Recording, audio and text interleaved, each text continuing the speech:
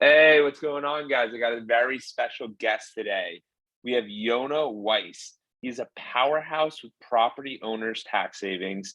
As a business director at Madison SPECS, a national cost segregation leader, he has assisted clients in saving hundreds of millions of dollars on taxes through cost segregation.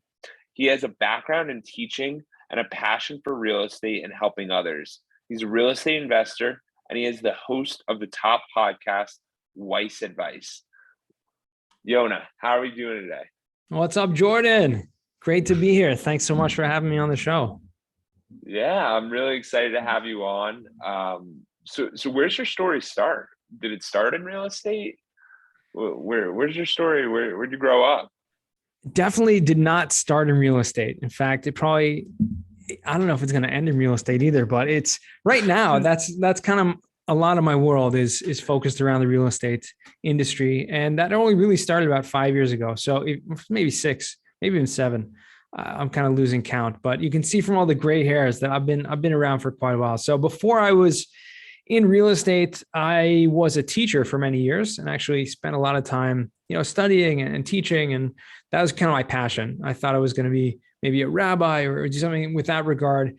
But, God had other plans and kind of kicked me and showed me I needed to get out there in the world and find something else. And, long story short, I'm happy to get into the longer version in a second, but long story short, about 7 years ago, I found the real estate industry and kind of just learned a lot along the way through great mentors and great partners. And, here I am today, a real estate investor, but most importantly, helping people on a daily basis save, tons of money in taxes through this really cool strategy called cost segregation. So that's a long story short. You were going to be a rabbi? Well, I never really wanted to be a rabbi per se, but, in the Jewish community, a rabbi really just means a teacher, right? So I was never really set up or wanted to be like a communal leader, which is kind of our kind of colloquial idea of what a rabbi is more of a communal leader, but really it's just a teacher. So someone that is very scholarly, spent many, many years studying and knows the ins and outs and teaches others. So that's kind of what I was doing, but never really officially in any sort of communal capacity. Gotcha. And something I found super interesting, and this is why your story kind of came up to me, is that I always find people when they get very deep into a subject or very deep into a career, they're usually concerned about leaving it. Like they feel like they wasted time or they don't want to leave. So what allowed you to lift your head up and go, there's something more. There's more than just being a teacher here. And the reason I say that is because there's a lot of people I know and friends and just stories about everybody where people stay in dead-end careers because they don't see other opportunities.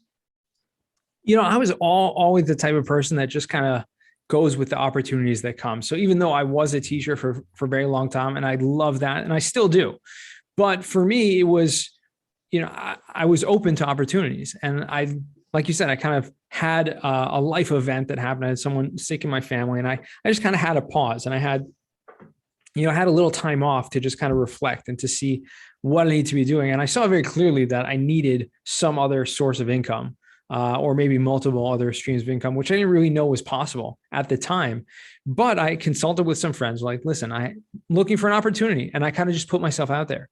And to me, that was kind of putting yourself out there, like some people say, to the universe or to God, whatever you want to call it, the same thing, is just being open to opportunities. And so I was. And so I agree with you that there are people who kind of stuck in dead end careers and don't realize that there is an opportunity to kind of stop, or maybe they're just stuck and they don't have the ability. I mean, if you're living paycheck to paycheck, it's very, very difficult to kind of just stop and look for something else. I was fortunate enough to have someone that kind of helped me in a very crucial moment in my life to kind of give me that opportunity to kind of take a step back and allow me to kind of rethink things and see what opportunities were available. And so that's really where it happened. But an interesting fact, I mean, my father when, he was in business for many years doing many different things. And when I went to college, he decided he was also going to go back to school and he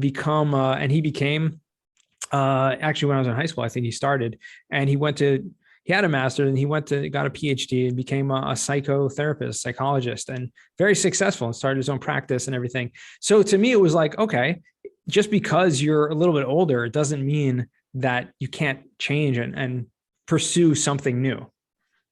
Yeah, and that's so important to hear, because we all have to realize that life is only but the singular moment, and our past does not equal our future. And we have to be open to that. And we have to realize that any single day you can go, I'm done. Everything is optional in the regard of this podcast, me doing it weekly. And anything I do is very optional, and we can change it at any given moment as we want. So I think that's super important. And it's cool hearing how you're going about it and how you did that. So you were teaching for many years. What friends did you ask?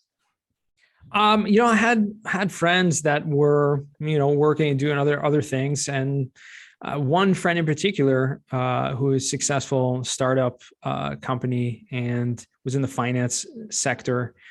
And I just asked him, what do you think? What should I do? And he was like, talk to so-and-so and so, and he made a few connections for me. And he was like, just see what available options are there. And I ran into him in the parking lot one day, and it was like, hey, any opportunities, of anything? I'm just like looking to do something else, on top, kind of part-time or whatever it was. And he's like, and this friend of mine was a commercial mortgage broker for many years. And he's like, yeah, you can, why don't you work with me? Like, well, I'll show you the ropes. I'll teach you everything you know about commercial mortgages. And I'm like, okay, I don't know the first thing about commercial mortgages, about commercial real estate, but he, true to his word, he sat me down, taught me, and I literally, worked with him side by side in his office for about, 8-9 months. And we had a great time, and I learned a tremendous amount and about sales, about, cold calling, about research, about underwriting, about all the jargon and the lingo in commercial real estate. And that was a huge eye-opening opportunity for me. But more than anything, what that did was introduce me to a whole new, network of people as well. And so that was really what opened me up to, the other opportunities that came. Yeah, and I love that it's so important that you were accepting of whatever it was. It wasn't this, I need to paint this picture and my life has to be some certain way, but it's Yeah. more of, I went to my friends, I told them I needed opportunities. They were doing something different than and I was willing to learn. And Yeah. was he paying you at that point, or were you running your own book, or? Yeah, it was literally, he was not paying me. It was just, just teaching me. I was kind of apprenticing more than anything else. And if we brought in any deals, which, we were able to, then we would get some commission, and I would be able to split that with him. So that was what we were doing at that time. Yeah. And that's another big point. And how old were you at that point? Must have been at 35. Yeah. So I was, I wasn't a youngin. I had a bunch of kids at home, and just trying to put bread on the table. How many kids did you have? How many kids did you have? 6 kids. 6 kids, yeah. 35, went 9 months to learn. That's incredible. Yeah. That's incredible. But but that's what it takes at points where you just go, I cannot live this life anymore, and I have to look for more. It does. And when you're willing to kind of be faced, when you're put in a situation that you're challenged like that. And I think I was, like I mentioned before, I was put in a very kind of trying situation with kind of a health concern with one of my close family members. And that gave me the ability to kind of look outside myself a little bit and be like, okay, I need to make some changes. I need to do some things differently so that I can have some more security, that we can make sure that we're set up right. And so I knew that I wasn't looking for any quick fixes. I was not looking for any get rich quick schemes or anything like that. And the more I learned about real estate, the more I learned that it's not real estate is not a get rich quick scheme, but it is a get rich for sure scheme. Right? Right. So it's just if you have the patience and you have the time, and having being grateful for having the ability to be surrounded by others who had been successful. And so I could see that this wasn't something that I had to kind of figure out totally on my own. And it wasn't something that I had to, kind of paint this picture of, oh, will this ever actually be successful? I knew that it is possible. I knew that it was possible if you put in the time, you put in the effort. Yeah, absolutely. And real estate is something that's been around forever. Yeah. And people are always, it's not that people are getting lucky, but it's more of holding the properties, having the value. And there's a bunch of different ways to cut it up, but Yeah. it really is an industry that can be very intimidating at points. But then as you start to get in further, you're like, oh, there's a bunch of different ways to go about this. This is really cool. So you go through the mortgage experience, and what's the next move? Where to next? I simultaneously, while I was with them, I had just finished reading the 7 Habits of Highly Effective People. And so that was a book that kind of made some big paradigm shifts in my head. Not paradigm shifts to this point that these weren't ideas that I knew before, because actually most of them were, but it was just, outlined in such a way that made it much more practical to apply how to kind of live those principles. And so I related to it a lot. And I was like, yeah, I was thinking, and one of the, habit number 6 is synergy, right? And so I was thinking about this, and then I saw an ad, right, about this real estate company, right? Synergy Real Estate. I'm like, wow, that's such a great name. Just reading this book, I'm like, it's such a great name. I got to find out, right, who this guy is. So like I called the number, and it was this real estate broker, who's selling a property. And he's like, you're looking for a property? I'm like, no, but I just saw your name and I love the name and I'd love to just, come and meet you. and he was like, okay, here's my, this is my offices, come on by. So I literally just went out, met this guy. And I'm like, hey, you looking maybe to hire any other agents, any brokers? And he's like, yeah, sure. Like, here, this is what we're doing. And, and he's like, have you ever done anything? I'm like, no, I don't know anything about it. He's like, are you willing to learn? I'm like, yeah, absolutely. Definitely willing to learn. And so kind of one of the things that I love is learning. And so it doesn't really matter what the subject is. If it's something that I find interest in and I'm kind of passionate about, I'll learn everything there is to know about it and try to find new ways to get good at it. And so that's what we did. I literally sat with this guy also. I was a residential real estate broker for a little while, and we were doing some deals together. Ended up becoming a partner with this guy for a little while. We did a couple of deals together and had a lot of fun doing it, and learned a tremendous amount more just from, kind of putting myself out there, being willing to learn, and apprenticing, like not being afraid. This guy was like 10 years younger than me also. And he was a successful, he had put in the time, put in the effort, and had become very successful. And I was like, this is someone that I can learn from. That is awesome. That there's no age discrimination. There's no it's all, you have the knowledge. I want to learn this from you.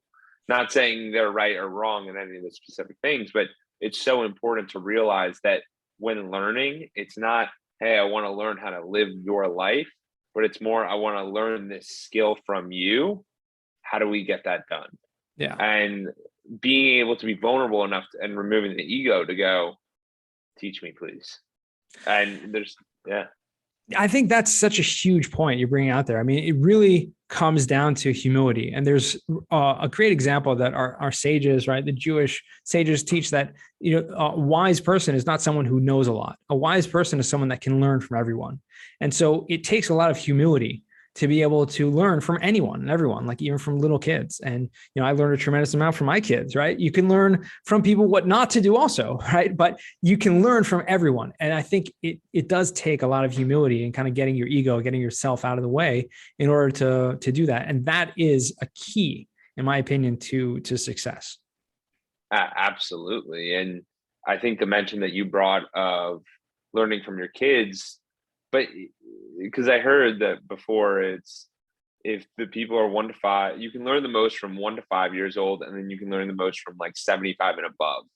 And how often are random, most people would be like, oh, I talked to my grandparents. And it's like, no, it's like talking to other people who are older, like talking to people with experiences, talking to people who have done a lot of stuff. And that's really key to do. And that's how it all kind of opens up, and you can find that next step or where you want to go or what you want to do. But it takes putting yourself out there. It takes going out of your way. 100%. Going out of your way. People aren't necessarily going to come to you. You have to put yourself out there. It all comes down to the intentionality and also not being afraid of the rejection. Because yes, in Yonah's story, we're hearing about the successes of, oh, I talked to this friend. I'm guessing he talked to a couple other friends Right. besides the two he mentioned.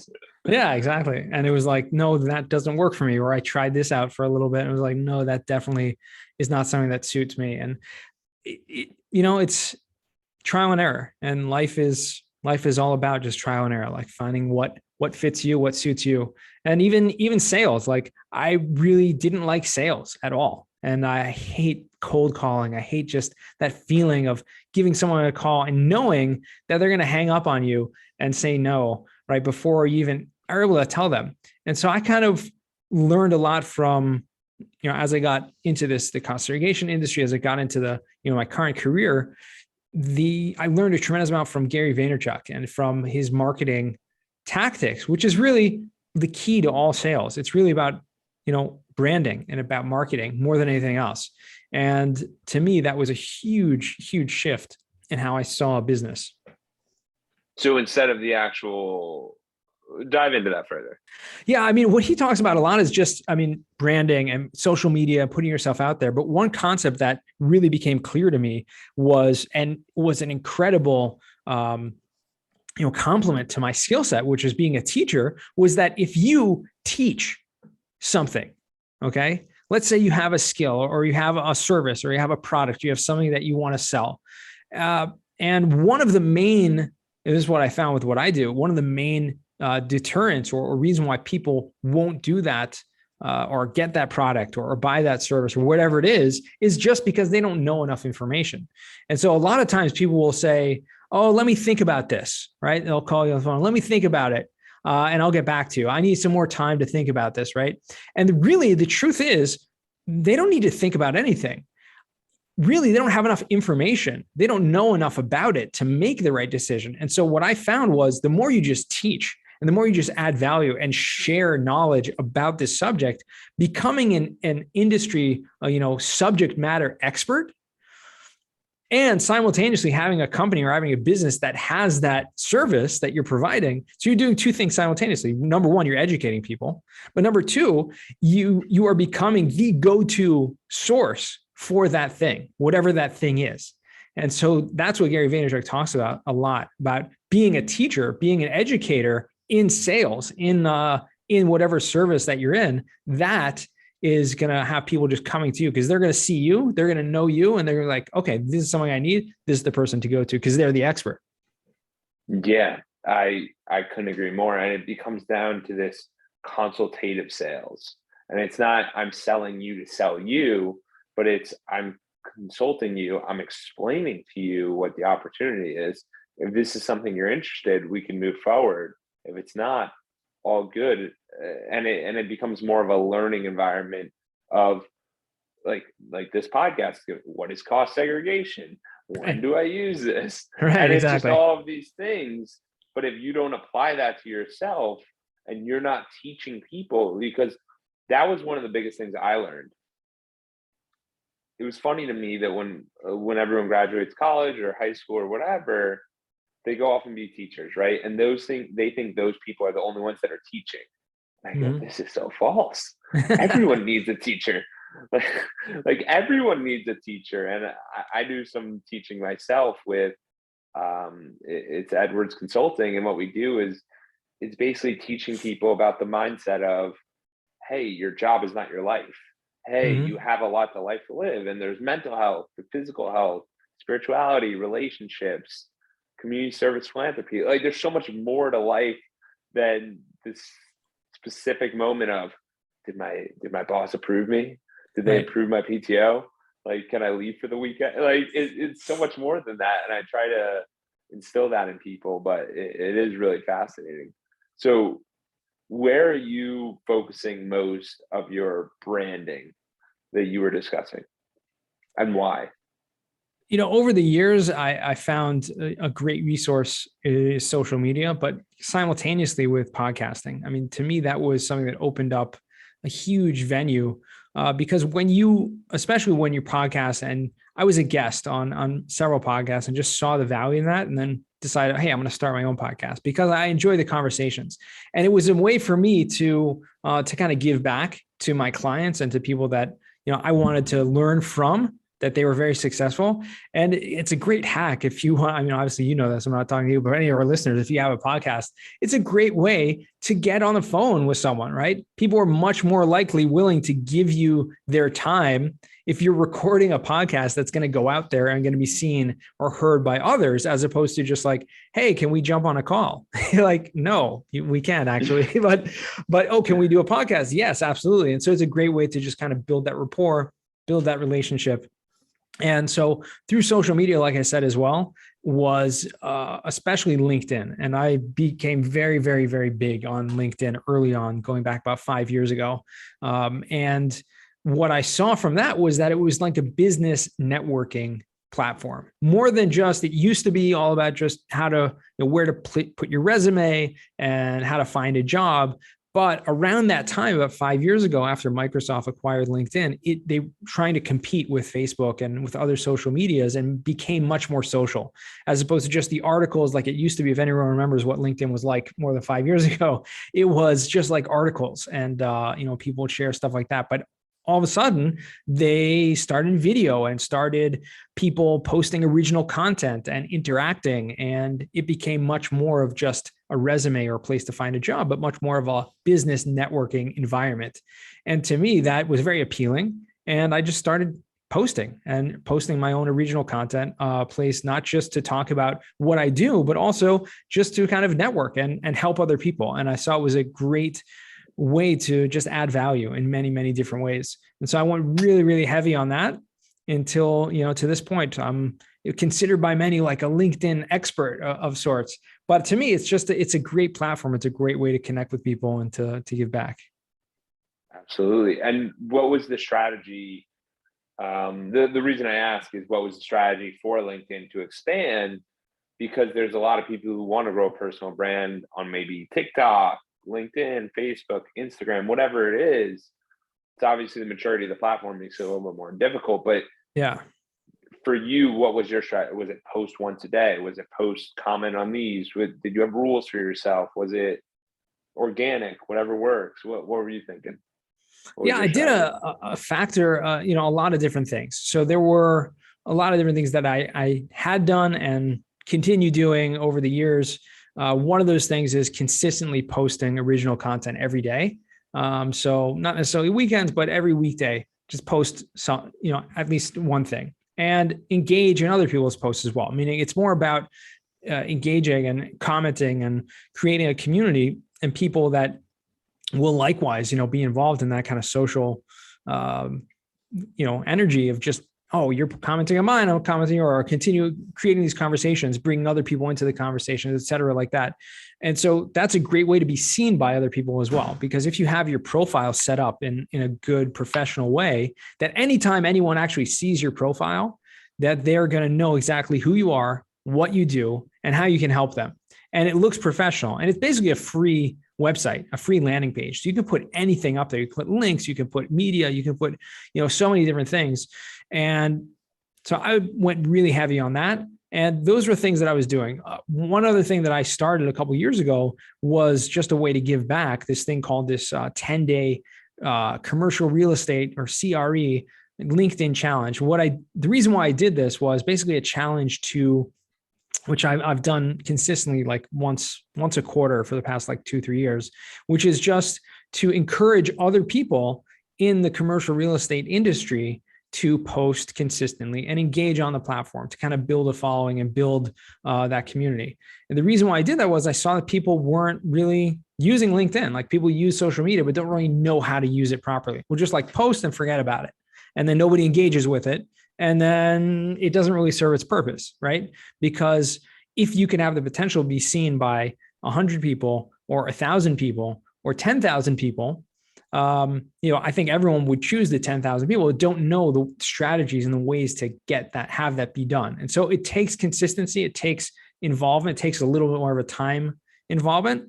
But in the end of the day, the main reason why I focused on LinkedIn as opposed to these other platforms was specifically because it was much more professional, much more business oriented. So people are already in that mindset and in that kind of that mode or that kind of phase when they're in on the platform, they're already thinking business. They're thinking about, and so especially with the real estate industry that I'm in, when people are in that mindset, they're open to learn.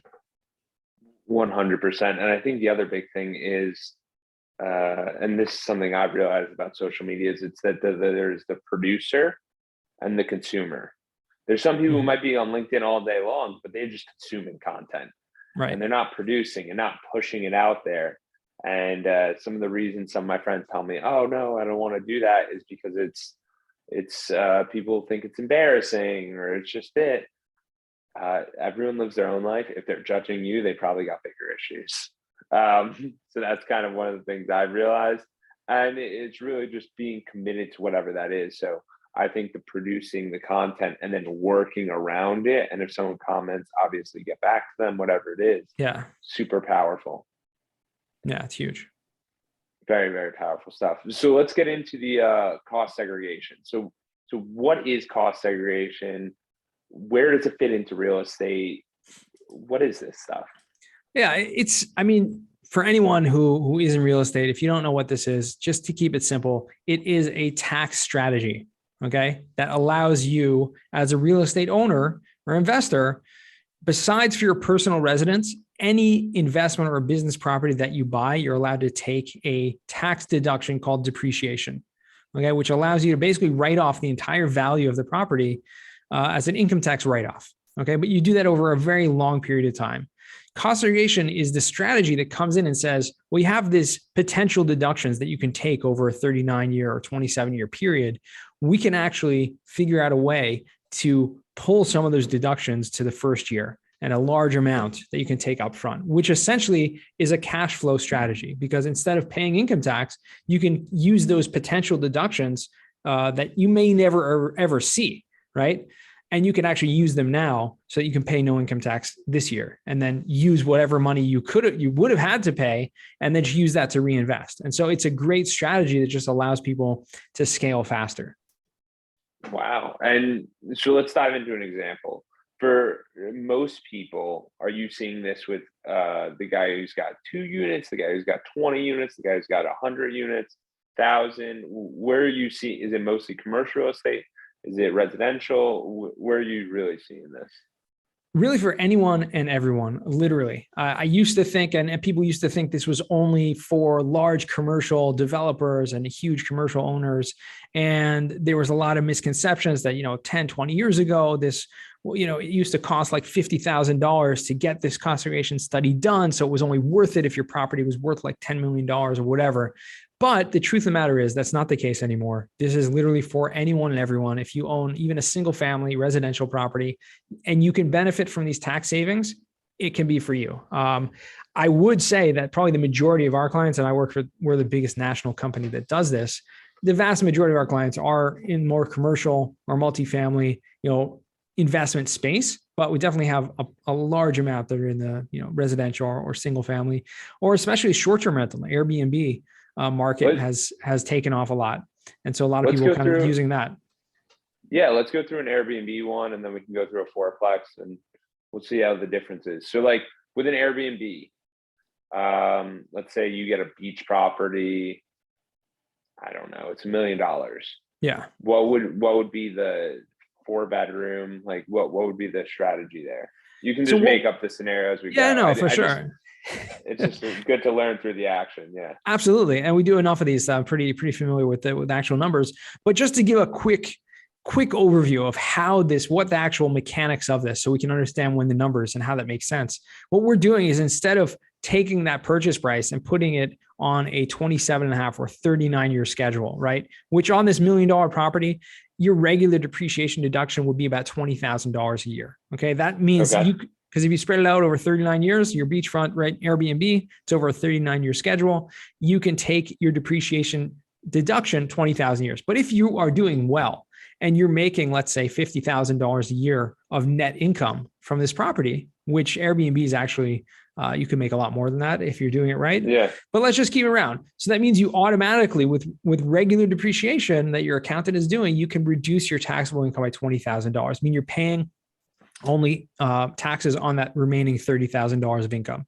What we do is identify things in the property that actually depreciate faster on a 5-year or 7 or 15-year schedule, so that you can actually front load those deductions to a faster rate. And there's this thing called bonus depreciation that allows you to take that entire amount in the first year. So it's like a big lump sum of this tax write-off. So to keep it simple, what we can do, instead of saying, oh yeah, you can get $20,000 of tax deductions a year, we'll come into that $1 million property and say, well, actually, our report shows you that you can take $200,000 of extra deductions at a faster rate. And by the way, you can take that lump sum in the first year. So you can literally get on this $1 million property that maybe you only put 20% down, which means you put $200,000 down payment to buy it. And now in the first year, you can get a $200,000 tax deduction. So it's basically a huge reward, essentially, especially if you have a huge tax liability. People who are like real estate agents or people who are making a lot of money, you're able to use this against that income. And then instead of paying taxes on whatever income you have there, you like I said before, you can use that money and reinvest it. Wow. So is that kind of that's how a lot of these people are making millions and millions of dollars and just don't pay taxes? It's definitely one of the ways that one of the strategies. Yeah. It's one of the ways that real estate investors make, probably more money than most other people. And it's real estate is probably the most tax advantaged industries that there is. And this is the reason why. Yeah. This cost segregation, this is fascinating. So Yeah, what would be something that could be used like to depreciate? Like let's use the same Airbnb. What would be? So what we do is we break down, the IRS actually has very, very clear cut guidelines of what depreciates at which type of schedule. It's called like a cost recovery system. So they'll say, yes, this structure, the structural components of the property really depreciate on a 39-year schedule, like the roof, the walls, the doors, windows, the roof, the floor, all that stuff. But anything that is non-structural, which is considered quote unquote personal property, but that would be things even like appliances or furniture or equipment, countertops, cabinets, carpeting, right? Flooring, window treatments, all this stuff depreciates on a 5-year schedule. So we come in and we're doing what's called cost segregation. Literally means we're segregating the cost, that purchase price, we're breaking into these different categories. And what we're doing is component depreciation. We're saying, your furniture, is really worth, $50,000, whatever. You can take that as a tax write-off over a 5-year schedule or upfront in the first year. So we're able to identify what all those individual components are within the property and then create a new, basically tax depreciation schedule that shows you what deductions you can take at a faster rate. Wow. Yeah, it's pretty wild. I mean, it's like the amazing thing is that, and the reason why I'm so passionate about this is that there's so few people that really get this. And so that's why I'm all about just educating as many people as possible, because people will buy real estate and don't even know that this is a possibility.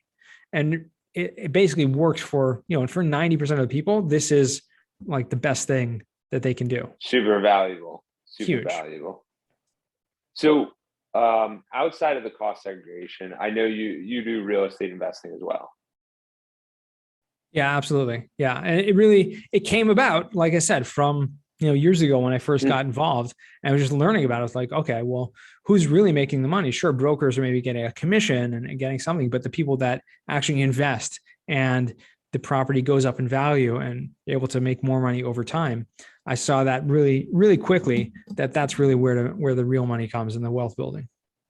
Absolutely. So in this, where it just started Q2, it's 2022 has been a very interesting year. But there's a little bit of uncertainty, just with everything going on, interest rates, all of that. What do you think would be the best move for someone who maybe has a property and they're looking for a second one, or what do you think the best move is?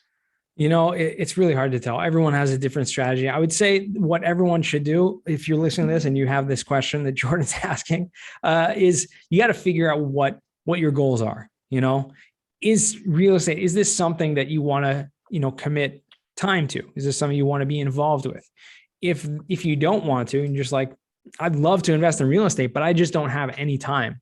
And I know that that's the case for a lot of people. Well, there are things called real estate syndications, which are basically groups of people that come together and invest money in kind of a pool to buy a much larger property. And so you'll have like one or two people who are very experienced and have done this many times that kind of run the deal as the general partners. And then you'll have a group of people that'll come together as limited partners, just coming in, just providing capital, providing money, investing in it. And you can get great returns and great return on your investment through that way. So that's something if you don't have any time. If you do have time and you're like, okay, I want to make mess, again, I would go back. What are your goals? Like, what are you trying to accomplish? If you have one property, you're trying to get to, why? Like, do you want to retire? Do you want just to have some extra, passive income? Do you want to have some extra streams or whatever it is? I'd say go out there and kind of find other people that have already done this, right?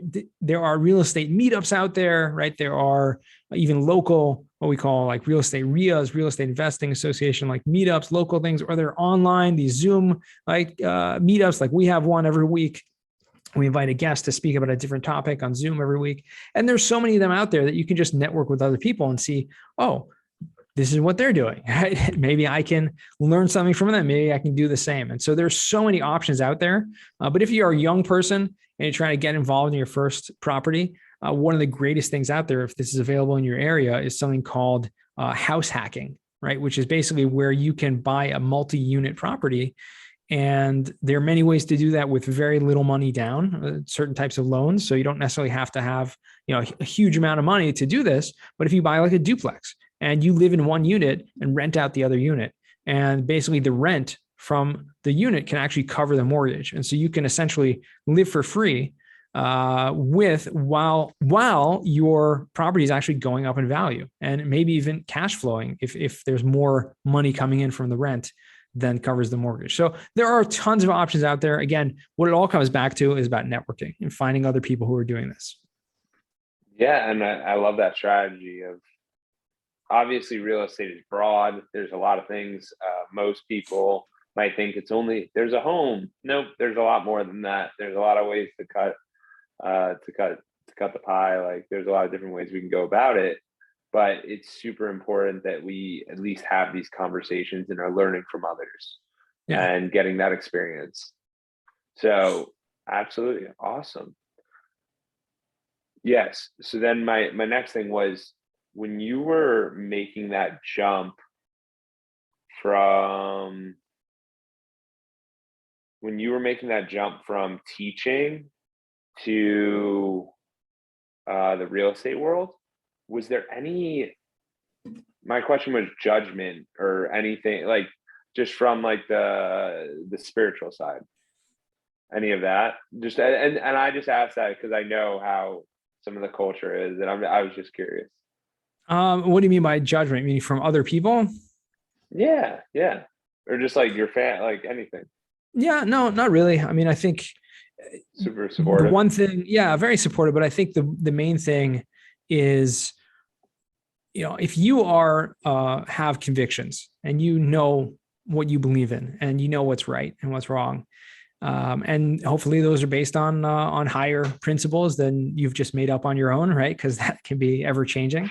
Then you have a huge foundation to work with. And the business world is not something different than the spiritual world. It really isn't. If you come with it with the right mindset and you live a life of values, you live a life of ethics and integrity, then that will show through. And so I think I have a competitive advantage over someone who may not have a very spiritual life because, not that I'm doing it for this reason, God forbid, but people see a religious or a spiritual person and someone who stands by their values and is an honest person, and that they're much more easily to be relied upon.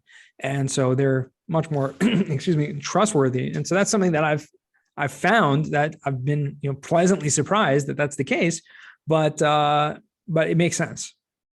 Yeah, and the only reason I asked that question was because I know that there's people who feel like there's peer pressure of my parents want me to do this or and it's just not like it's not even a spiritual thing, but there's just so much out there of we have to be a certain way, we have to fit in, we have to do this, and you are just do blazing your own path essentially, which I love, and that's what entrepreneurship is, and that's what life's all about because it Yeah. becomes so exciting. Yeah, absolutely. It becomes this exciting thing. So the last thing I want to touch on is this bonus depreciation thing. I know you mentioned it a little bit earlier. I've done a little bit of research on it.